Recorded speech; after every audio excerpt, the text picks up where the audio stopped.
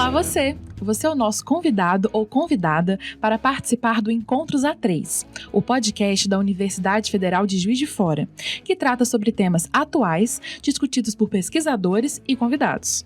O programa faz parte da produção de jornalismo científico e cultural da revista A3, que agora também é digital. Em cada episódio, eu, Laís Cerqueira, jornalista, converso com algum pesquisador ou pesquisadora da nossa instituição. Nessa edição, estou acompanhado do meu colega Clécio Campos, também jornalista, que também faz parte da equipe do Encontros A3. Dá um alô aí pra gente, Clécio, e pro ouvinte, e conta pra gente o que é esse episódio de hoje. Alô, ouvinte, bem-vindo a mais um episódio do Encontros A3. Nessa vez, a gente vai falar um pouco sobre HIV e AIDS. Desde 2010, as novas infecções por HIV têm diminuído, mas quem acha que o assunto é coisa do passado se engana. Em 2018, mais de 1.700.000 pessoas foram infectadas pelo vírus em todo o mundo. Os dados são da UNAIDS, o programa da Organização das Nações Unidas, que foi criado na década de 1990 para tratar do assunto. Estima-se que atualmente mais de 37 milhões de pessoas vivam com HIV e que mais de 74 milhões foram infectadas desde o início da epidemia na década de 1980. A história do HIV e AIDS é marcada por constantes períodos de alarmismo, desinformação, negligência por parte da sociedade. Talvez por isso a infecção e a síndrome sejam cercados por uma série de estigmas até hoje. Pensando em quebrar os tabus, nós pautamos o programa de hoje. No primeiro bloco, nós vamos abordar questões mais gerais, como as formas que o HIV pode ser transmitido e como ele age no organismo. Já no segundo bloco, a gente fala sobre prevenção, tratamento e questões mais específicas da atualidade, como a PrEP, que é a profilaxia pré-exposição. O mês de dezembro, que é quando estamos gravando esse podcast, quando ele será divulgado, é dedicado à conscientização sobre a AIDS e o combate a ela. Para conversar com a gente nesse episódio, convidamos a pesquisadora Girlene Alves, pesquisadora da área de doenças infecciosas com ênfase em HIV e tuberculose. Ela é doutora em enfermagem pela Universidade de São Paulo e a sua experiência abrange temas como políticas de saúde, cuidados do portador de HIV e AIDS, vulnerabilidade, educação para a saúde e representações sociais. Também tem um pequeno detalhe de que ela é vice-reitora da Universidade Federal de Juiz de Fora, mas hoje ela está aqui para falar como pesquisadora da área de saúde coletiva e cuidado em enfermagem. Girlene, seja muito bem-vinda ao podcast Encontros A3. Dá um alô aí para o nosso ouvinte. Alô, bom dia.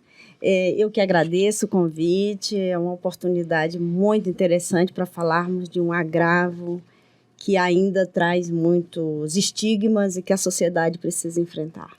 Professora, para começar esse primeiro bloco, já é importante destacar que ter o vírus HIV não é a mesma coisa que ter AIDS. Há muitos soropositivos que vivem anos sem apresentar os sintomas e sem desenvolver a doença. Mesmo assim, essas pessoas podem transmitir o vírus a outras pessoas pelas relações sexuais protegidas, pelo compartilhamento de seringas contaminadas ou de mãe para filho durante a gravidez e a amamentação, quando não tomam as devidas medidas de prevenção. Aí você pode começar explicando para a gente qual que é a diferença entre HIV e AIDS? Quando você diz que alguém tem HIV, é porque o exame que essa pessoa fez deu positivo para HIV. Então, ele tem o vírus no organismo, ele pode transmitir a doença, mas ele não tem sintoma que caracterize a doença. Então, essa é a principal distinção. Quem tem HIV não tem sintomas característicos da doença AIDS. A AIDS, você vai cursar com infecções que vai caracterizar como uma síndrome.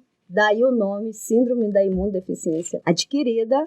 Então, você tem AIDS quando você tem doenças que são mapeadas e catalogadas como doenças que caracterizam a AIDS. Então, você ter HIV não significa que você tenha sintomas da doença. Falando de uma forma muito clara é isso. Você tem o vírus, você não tem doenças oportunistas, você não tem sintomas oportunistas, tá? E aí você não tem, não significa dizer que você não transmite. Aqui é onde está a grande distinção. Ter HIV e ter AIDS, você transmite a doença da mesma forma. A diferença é que as doenças já se manifestam. No ser HIV, não.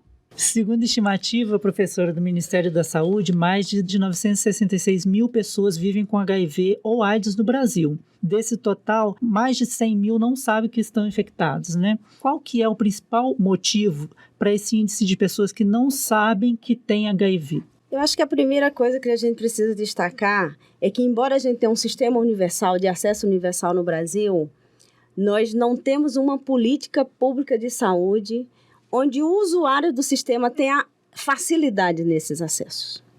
No caso da perspectiva do enfrentamento do HIV, o Brasil ele tem uma política reconhecida. Então, nós temos vários espaços no conjunto da nossa federação que possibilitam as pessoas a fazerem a testagem.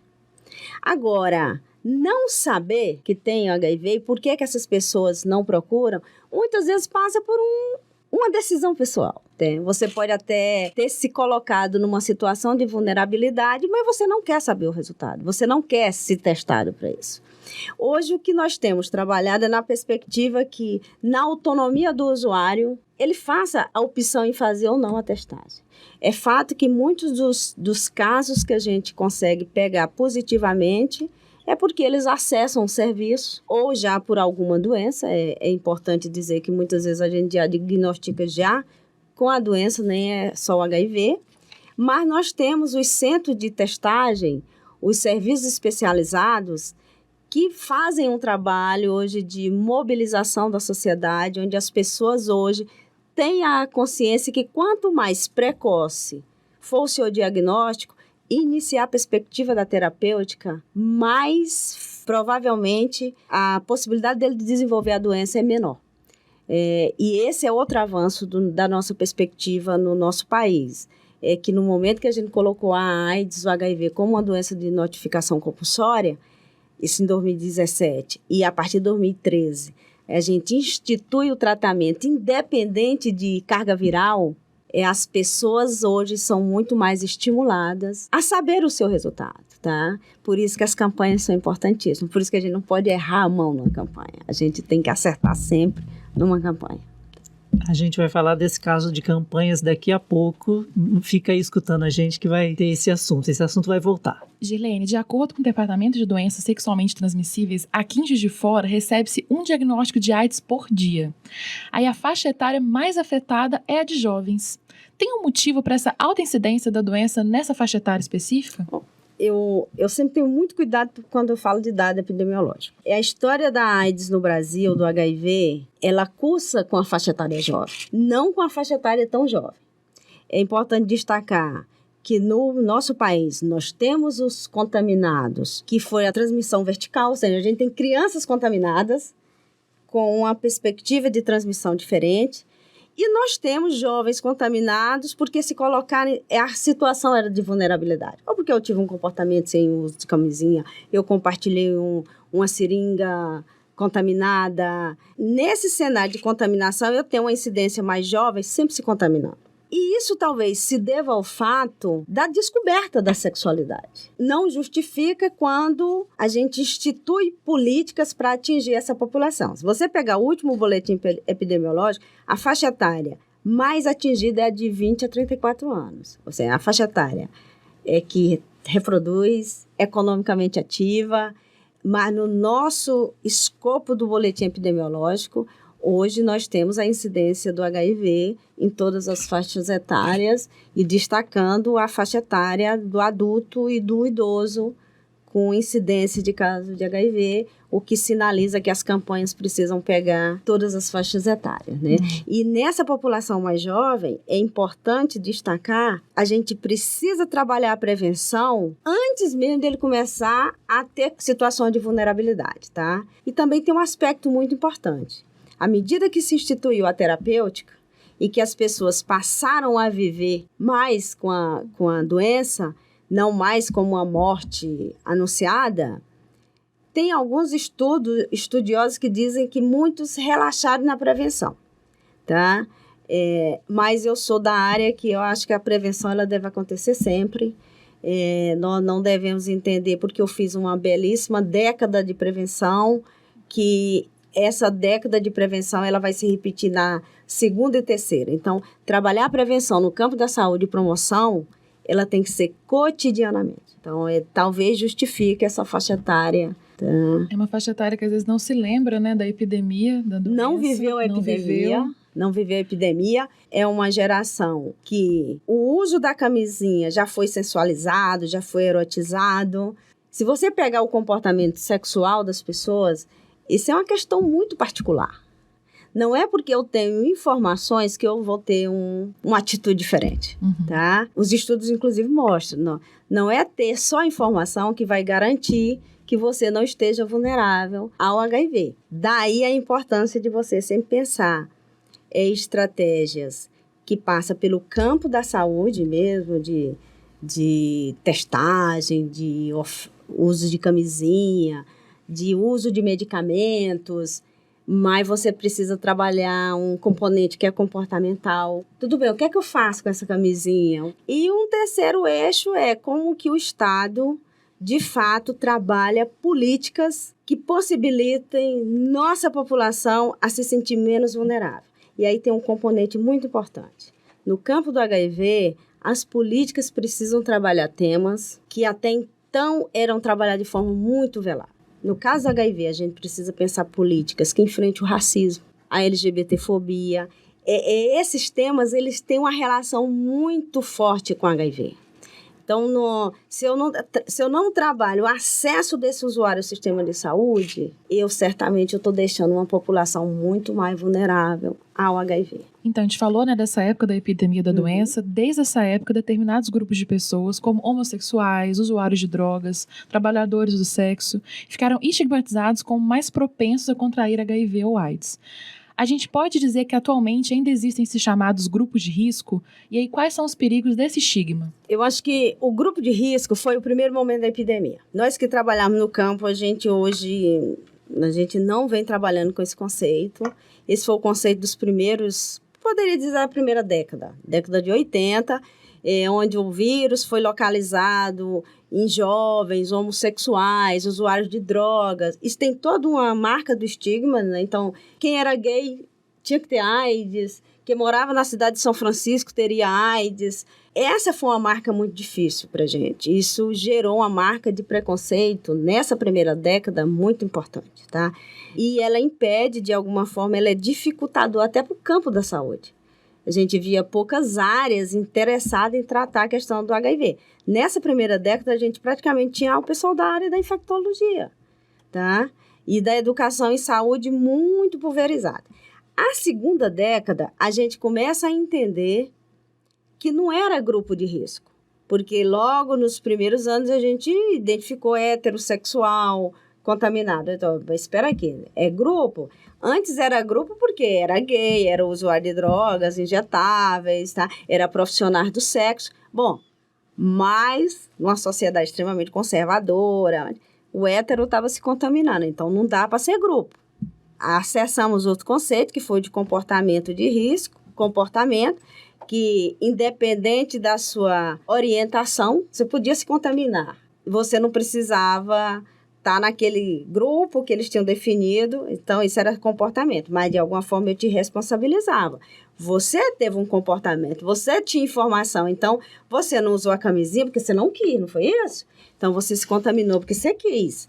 Você sabia que você não podia compartilhar a seringa, mas você compartilhou, então seu comportamento. Então ainda tinha uma pega muito punitiva, muito punitiva.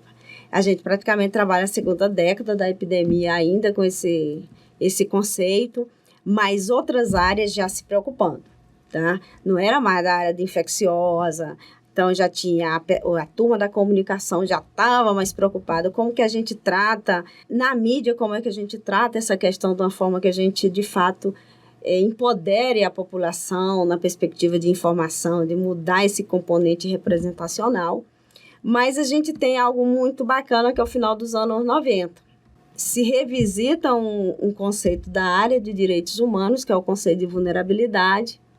E aí, esse conceito tem sido a marca do nosso caminhar hoje, tá?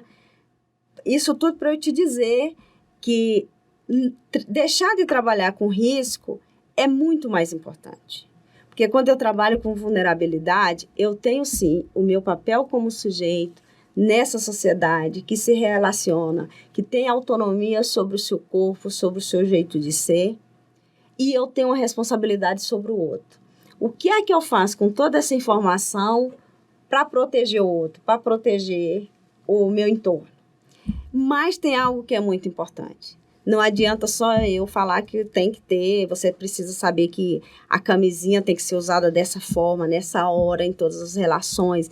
Quanto mais parceiros você tem, mais risco você tem de se contaminar.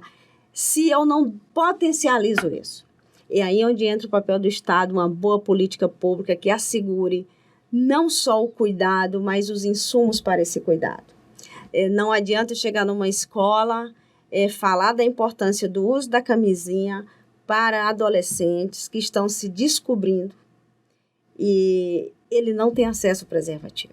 Eu não posso esquecer que eu estou falando de uma população que 70% dela só tem acesso à saúde porque o Sistema Único de Saúde existe. Então, esse insumo precisa estar na rede pública. Ele precisa estar na rede pública de acordo com a necessidade de cada usuário. Então, nós já chegamos a definir, você tem direito a 3 camisinhas por mês, mas você pode ter 3, porque tinha um estudo, né, que o brasileiro tinha 3 relações sexuais por mês. Você pode ter 3, mas pode ter um que tem 30, né? Mas o que se trabalhou o tempo todo é que no componente da vulnerabilidade, a gente obriga a política pública a segurar exame para testagem, exame para acompanhamento, o uso do preservativo feminino e masculino. Nós passamos décadas só com preservativo masculino, onde a mulher não tinha nenhuma autonomia, nenhum espaço de negociação. Quando ela passa a ter o preservativo masculino e feminino de forma pública, ela tem sim uma autonomia nessa negociação, tá? De quem é que vai usar o preservativo, por que eu não abro mão. Então, superar, não estou dizendo que o conceito de risco ele não é importante. Ele é importante, ele se aplica em várias situações. Mas no caso da AIDS, do HIV, a gente tem trabalhado com o componente da vulnerabilidade, porque ele dá conta desse objeto que é muito facetado. Talvez seja esse nosso grande desafio. A gente falou agora de estigma, de política pública, de campanha, né? E falando nesse assunto, em outubro de 2019, o Ministério da Saúde lançou uma campanha polêmica de conscientização sobre infecções sexualmente transmissíveis. As peças lançadas pelo governo mostravam a reação de nojo de pessoas ao verem fotos dos sintomas de doenças sexualmente transmissíveis. A escolha foi criticada por diversos especialistas que taxaram ela de irresponsável, desastrosa. Inclusive, o vice-presidente da Associação Brasileira Interdisciplinar de AIDS, o Veriano Terto, ele afirmou em entrevista ao jornal Estado de São Paulo que investir no medo e no nojo é uma estratégia ineficaz, pois afasta as pessoas das informações que são relacionadas à doença. Ele ainda comparou o caso a uma campanha veiculada lá na década de 90, que o mote era: se você não se cuidar, a AIDS vai te pegar. Professora, como que você percebe que ainda hoje existem estigmas sobre AIDS? Essa campanha que a gente citou como exemplo, ela pode de alguma forma atrapalhar essa representação social, esse jeito que as pessoas veem as pessoas que têm AIDS, as pessoas que têm sintomas? A mídia, a comunicação, aí eu posso cometer algum equívoco na forma de nominar o papel de vocês, ela tem um papel importantíssimo quando você trabalha uma doença da dimensão da AIDS, tá? Nenhum projeto de educação que trabalha com o componente de preconceito e discriminação, ele atinge a população. O que a gente sempre teve muito cuidado em trabalhar com a questão da prevenção do HIV e as outras ISTs era a mobilização das pessoas para o diagnóstico. Então, quando você tem uma política pública que veicula uma campanha onde eu olho o outro que tem um IST com repulsa, com nojo, como que eu posso cuidar? Como que eu posso mobilizar essa pessoa a procurar o serviço se no imaginário dela e no coletivo ela causa repulsa? Então, é um erro. Eu acho que nós devemos trabalhar campanhas no sentido de possibilitar o acesso ao diagnóstico, possibilitar as pessoas a compreender o que é um diagnóstico positivo ou negativo, e se negativo permanecer negativo, e se positivo com a estratégia que eu tenho para permanecer com carga viral indetectável e tendo uma vida saudável. Eu acho que é um equívoco quando uma campanha publicitária desse tamanho, para atingir uma população do tamanho da nossa, trabalha com componente do medo, preconceito e discriminação. É exatamente o oposto que nós entendemos no campo da saúde. quando você pensa em reduzir desigualdade, você reduzir as iniquidades no campo da saúde, você não pode trabalhar com esse componente da repulsa, da discriminação, do nojo. Você tem que trabalhar em outra perspectiva, você tem que combater esses componentes. Gilene, os primeiros casos de AIDS do mundo foram registrados nos anos de 1977 e 78, nos Estados Unidos, no Haiti e na região da África Central. Mas, no entanto, até 1982, a síndrome da imunodeficiência adquirida tinha outro nome. Durante esses 5 anos, a doença era oficialmente conhecida como GRID, que em tradução livre do inglês significa deficiência imunológica relacionada aos gays. Desta forma, termos assim como peste gay, câncer gay eram muito populares, chegou até a estampar capas de jornais no mundo todo.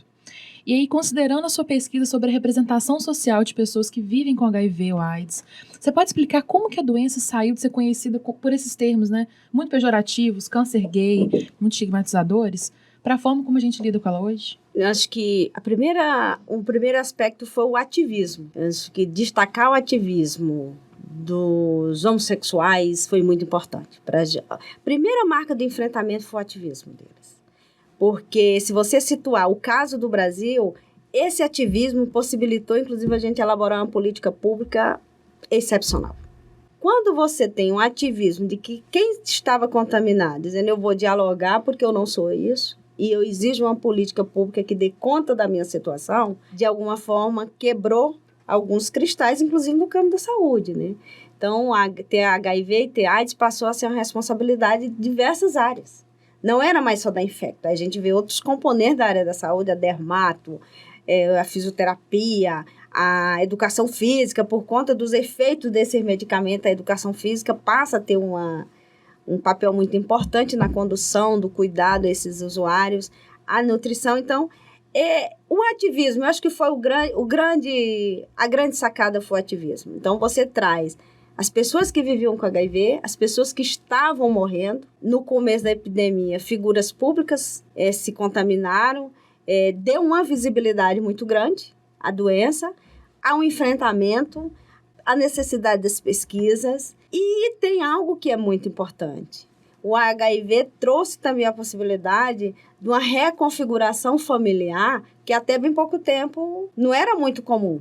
Então, você tinha os portadores ou as pessoas vivendo com HIV, eu prefiro as pessoas vivendo com HIV, sendo abandonados pela sua dita família consanguínea, mas eles encontrando outros laços familiares.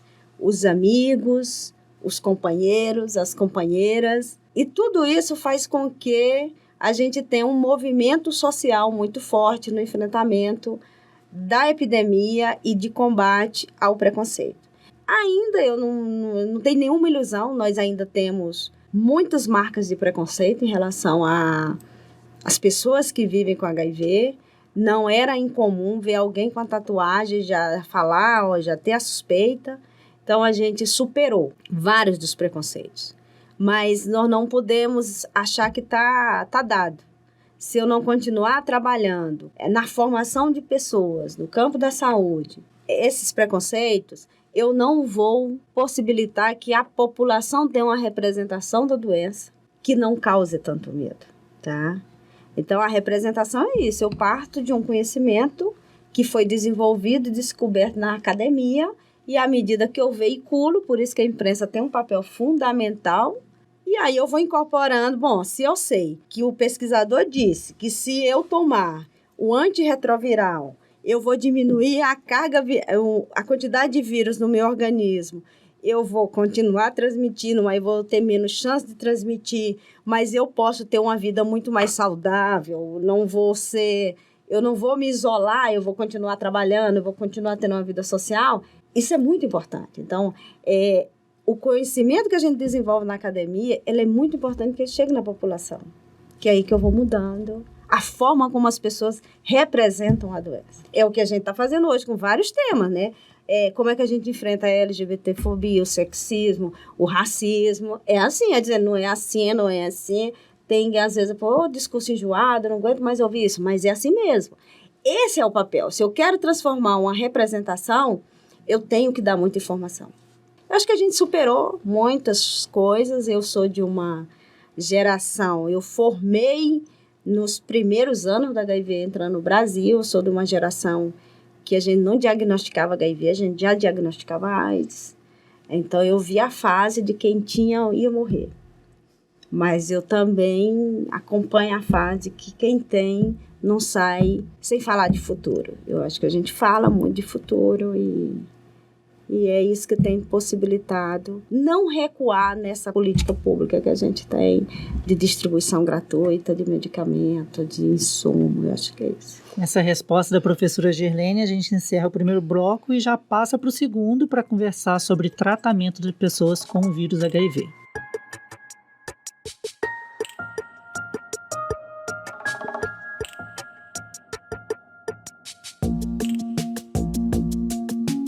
Nesse segundo bloco, a gente vai se aprofundar em questões mais específicas, principalmente em relação ao tratamento da AIDS. Gerlene, você é autora de diversas pesquisas sobre pessoas que convivem com o vírus HIV. Aí, ao longo dos seus trabalhos, como que você percebeu o nível de conhecimento do paciente sobre a doença no momento do diagnóstico dele? Eu acho que no começo da epidemia, nós não sabíamos sobre a doença. Nós tínhamos também as pessoas que viviam muito pouco informadas. E aí eu volto à questão do ativismo. A minha experiência nos últimos anos é que eu cuido de pessoas que sabem muito sobre a doença. A primeira década, o HIV era muito novo até para a gente. Nós evoluímos tanto no campo da diagnose, que era dos diagnósticos mais sofisticados, como do tratamento, e nós também passamos a compreender que o diagnóstico, o tratamento não é meu, é de quem vive com a doença e dialogar com quem tem. E HIV tem uma característica muito interessante. Se ele não se sentir participante desse processo, ele não vai aderir. Então, hoje a gente tem um usuário que sabe muito mais sobre a doença, muito mais sobre o impacto do tratamento na vida dele, sobre medidas de proteção anti-infecciosa e da vida, tá? Ainda temos pacientes que sabem pouquíssimo sobre a doença? Temos sim. Porque é geracional. Se a gente não trabalhar o tema perenemente, constantemente, a gente vai perdendo informações, tá? Mas nós não podemos achar que eles sabem tudo, que a gente precisa ter certeza que eles precisam participar.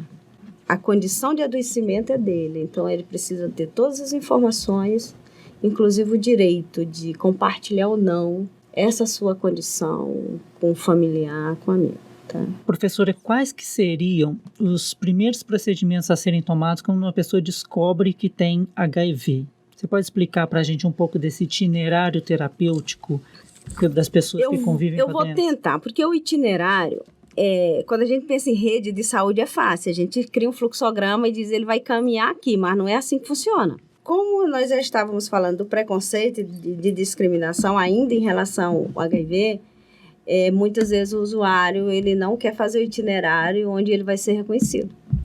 Ao invés de fazer o itinerário na região que eu moro, eu prefiro fazer um itinerário em outra região para que a população, aquela comunidade, não saiba que você tem o vírus HIV.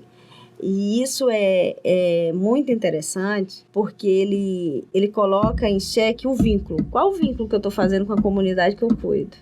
Eu não estou falando que os trabalhadores não têm ética, não. Mas o usuário não se sente seguro para que aquele diagnóstico dele não seja revelado, tá?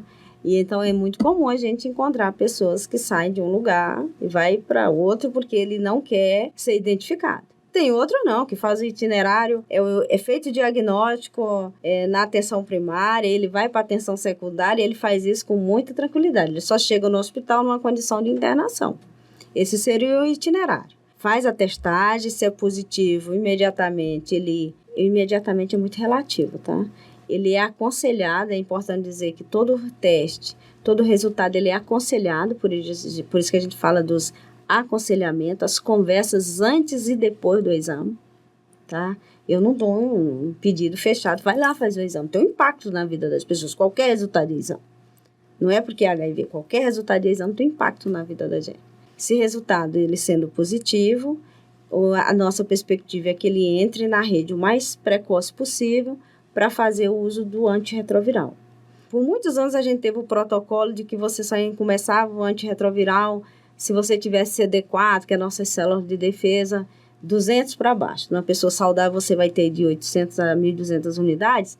Hoje, não. Hoje, o benefício, o custo-benefício, no passado a gente calculava mais o custo, né? Não é um tratamento dito barato, mas ele é muito barato quando você pensa que você melhora a vida das pessoas. É isso que a gente quer, né?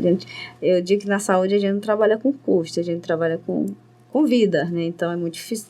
E aqui é caro, muito relativo, né? Então, o mais precoce possível, hoje a gente coloca esse usuário para fazer uso de antirretroviral, para que esses antirretrovirais impeça a progressão do vírus, que ele fique com carga viral baixa ou indetectável e que ele possa ter uma vida normal, tá? A gente trabalha com a perspectiva de doença de crônica, não tem cura, nós não temos cura, não existe aí, vou até me adiantar, a perspectiva de cura, ela é muito tênue, tá? Mas o que a gente tem hoje concreto mesmo é de uma doença crônica, com suas possibilidades de tratamento e com método de prevenção que tem sido feito um trabalho de incorporação na nossa vida cotidiana. Professora, nas suas pesquisas, né, sobre pessoas que convivem com o vírus HIV, o que você pode constatar a respeito dessas condições de vida desse indivíduo após ele iniciar o tratamento? Existem dificuldades? Como são as relações afetivas, né, no cotidiano dessas pessoas? Laís, olha, existe sim a dificuldade, por isso que a gente sempre diz, tem que dar o diagnóstico, dar a perspectiva do tratamento e dar um tempo para que ele absorva, ele vai tomar remédio a vida toda. Então, a adesão ao tratamento é uma dificuldade ainda. Então, a gente tem os que iniciam o tratamento, que não respondem à droga, tem que ser modificada. Tem efeitos colaterais, sim, tá? Nós falamos isso de uma forma muito franca, que tem efeitos colaterais, tá? Por isso que a gente tem uma gama de medicamentos. Hoje nós temos mais de 21 medicamentos, com 37 composições, que a gente pode possibilitar uma mudança de perspectiva terapêutica. A adesão, ela tem suas dificuldades, tá? As relações, você fala de relação afetiva, eu acho que a gente vem superando. No Brasil, não é incomum a ocorrência de casal soro concordante ou soro discordante. Então, nós temos tantos casais que são positivos, ambos positivos. Nós temos casais que um é positivo, o outro não é positivo. Evoluímos. Mas nós temos, sim, pessoas que reclamam muito que sua vida afetiva acabou, sua relação social acabou. Mas o nosso papel como trabalhador, como militante do campo da saúde coletiva é minimizar esses danos, tá? O Brasil é considerado um dos países que tem um dos melhores programas de combate a HIV e AIDS no mundo. Isso porque o tratamento é oferecido de forma gratuita pelo SUS. Qual a importância da facilidade desse acesso ao tratamento? E qual que foi o impacto da implementação do tratamento gratuito na redução da mortalidade pela AIDS? Bom, eu diria que você já deu a resposta. O Brasil ele teve uma característica muito interessante. Quando se desenhou o programa, nosso texto constitucional diz que saúde é um direito de todos, dever do Estado, e só obriga o Estado a garantir o tratamento. Nós enfrentamos algumas questões internas no Brasil, como quebra de patente, há mais de 10 anos, que possibilitou a gente, ao invés de pegar todo o nosso recurso e comprar o remédio, a gente passou a produzir muitos dos medicamentos. E aí tem um detalhe, medicamento para HIV é público, é da rede pública. Você não compra na farmácia o remédio, tá? Então, você está na rede pública, esse tratamento ele é fornecido gratuitamente, isso faz parte de uma política do Estado brasileiro. E à medida que nós fomos fazendo isso, nós fomos reduzindo a mortalidade. Dos 966 casos, nós temos, sim, 338 e alguma coisa de óbitos.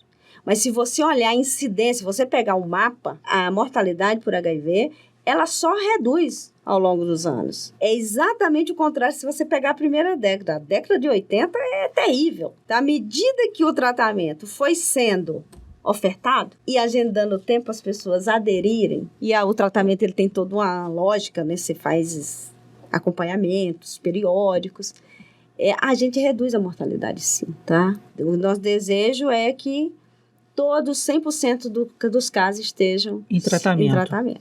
E, professora, pensando em formas de prevenção, um método, né, que é relativamente novo é a profilaxia pré-exposição, reconhecida como a PrEP.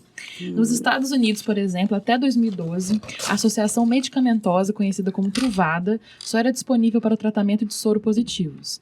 E aí, com base em crescentes evidências científicas de que o antirretroviral reduz o risco de transmissão, foi também em 2012 que a Organização Mundial da Saúde publicou uma série de orientações sobre o uso da PrEP como forma de prevenção. E aí, desde então, diversos países aprovaram o uso do remédio. Aqui no Brasil, a PrEP tem sido implementada desde o começo de 2018, né? Então, realmente bem recente, com enfoque em grupos com maior vulnerabilidade. E aí, professora, quem é que pode tomar PrEP? Como ela deve ser tomada, né? E uma coisa que a gente constata, não só cientificamente, mas no próprio convívio, né, social, é o uso da camisinha, o uso da PrEP, ele exclui a necessidade do uso da camisinha, porque isso é uma confusão feita também com frequência. Bom, vou começar o seguinte. O uso da PrEP não exclui a necessidade do uso da camisinha. É importante a gente dizer que a gente sempre trabalha com terapias combinadas. A gente cerca todas as perspectivas para não se contaminar. Então, quem pode tomar PrEP? Essa é sempre uma preocupação nossa, porque, tem PrEP, então eu não tomo nem aí. Não. Quem tem um regulamento, quem pode tomar PrEP? São gays, homens que fazem sexo com outros homens, profissionais do sexo, pessoas trans, pessoas que apresentam frequentes doenças sexualmente transmissíveis. Já deixa muito claro para a gente que quem tem reincidentemente DST não faz o uso da camisinha, tá? Pessoas que, numa situação, têm relação sexual com alguém que é positivo, a história do casal discordante, né? Você tem relação sexual sem camisinha com alguém que você sabe que é positivo, então você é muito mais vulnerável. E quem faz uso repetitivo de profilaxia pós-exposição. Porque nós temos os casos da profilaxia pós-exposição. Por exemplo, acidente ocupacional. Você tem alguém que vive fazendo profilaxia pós-exposição, a gente tem que olhar com cuidado para essa pessoa. Porque a pós-exposição a gente vai ter violência sexual, acidente ocupacional ou um acidente, teve uma relação, a camisa estourou, aí é uma situação assim.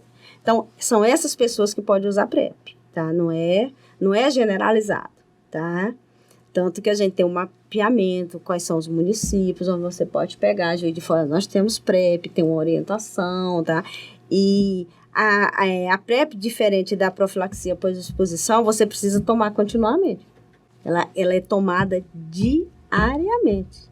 Qual é o objetivo? É aumentar o nível do medicamento para que você não se contamine. Então, não adianta você fazer hoje o uso do comprimido e achar que você está protegido. A orientação, inclusive, para ela ter efeito, no caso de uma relação anal, você tem que ter tomado ela em 7 dias, da vaginal 20 dias. Então, não é tomar e achar que está resolvido. Né? Então, ela é de uso contínuo, você vai usar independente de suspeita de exposição ou não, ou seja, você vai tomar o remédio. Então, ela tem uma indicação muito precisa, ela é acompanhada e é mais uma possibilidade e a gente orienta que não se exclua o uso da camisinha. Ótimo. A PrEP, ela também não é dispensada em farmácia particular, não dá para comprar? Não. É um medicamento, é um antirretroviral que está na nossa perspectiva de tratamento do Ministério da Saúde. Ela é ofertada dentro de centros especializados. Nós, em Juiz de Fora, nós temos o centro que faz o acompanhamento, possibilita o uso da PrEP. E é isso, é uma possibilidade a mais para uma situação de mais vulnerabilidade. Eu acho que pode ficar um pouquinho confuso, porque a gente tem toda a questão de uma vulnerabilidade diferente e grupo de risco no passado, mas a gente volta aqui, por exemplo, a PrEP é distribuída para pessoas trans, profissionais do sexo, gays, então, eu acho que podia voltar isso. Tem uns grupos... Porque são mais vulneráveis. Porque é a questão da vulnerabilidade, tá? Os estudos mostram que, como eu não devo distribuir para a população em geral, porque senão você passaria a ser o método de prevenção, o que a gente faz? Numa população mais vulnerável, inclusive de dificuldade de acesso, a gente possibilita o uso da PrEP combinado com outras terapias, com outras abordagens. Então, nós vamos fazer testagem, nós vamos fazer medicamento, nós vamos fazer tudo, tá? Então, isso não é trabalhar com grupo de risco. A situação de estudo de vulnerabilidades, tá? Quem é que está mais vulnerável? Aí o dado epidemiológico mostra, por exemplo, você ainda vê uma incidência de HIV muito grande no componente... Se você for estratificar por sexo, em homossexuais, tá? Se você pegar 2017, 2019, você pegar o boletim, nosso último boletim, você vai encontrar uma incidência de 51% entre homo e bi. Isso eu estou falando de homens, né? Hétero, 31%. Usuário de droga, 2%. Na mulher, a exposição por relação sexual hétero é de 86%. O dado epidemiológico, ele tem que sinalizar para a gente, opa, quem é que está mais vulnerável? E aí, numa política de redução de recursos, você tem que reduzir a iniquidade e assegurar que a população mais vulnerável seja tratada de forma equânime. Esse é o olhar que a saúde pública precisa ter, tá? Então, quando eu digo que o gestor local ele tem autonomia para instituir ações, é isso, olha. O dado epidemiológico ele tem que possibilitar o gestor a tomar uma boa decisão sobre a ação que ele vai instituir. Então, eu vou olhar para essa população de uma forma mais atenta. Quando você pega a questão de raça, a gente vai olhar uma incidência de homens e mulheres negras e pardas mais acometidas. E aí você tem que olhar. Eu não posso olhar pretos e pardos e esse dado ser solto. Tem um significado. Eu tenho que olhar essa perspectiva de saúde e não olhar mais equânime. Esse menino gay, negro, está tendo acesso à saúde? Trabalhar a política de HIV é pensar múltiplas interfaces. Essa vozinha que vocês escutaram fazendo pergunta é da Gabriel, que é parte da equipe da divulgação científica que está aqui acompanhando a gravação.